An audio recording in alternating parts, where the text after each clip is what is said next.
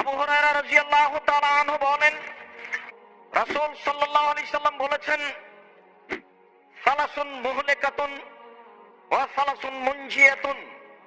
তিনটি কাজে মানুষ বেঁচে যায়, তিনটি কাজে মানুষ ধ্বংস হয়ে যায়।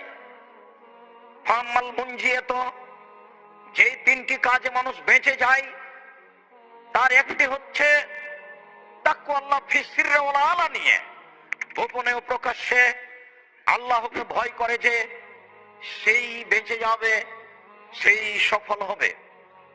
দুই, অলিকতিসাদু ফিল ফাকরি ওয়াল গিনা, খরচে যে মধ্যম পন্থা অবলম্বন করে। অর্থ সম্পদ বেশি হলো খরচ মধ্যম পন্থায় করতে হবে, তাহলে সে সফল হবে। অকাউলুল হক ফির রিজা ওয়াস, আর পরিস্থিতি জটিল হোক আর পরিস্থিতি সহজ হোক, সত্য কথা বলতে হবে।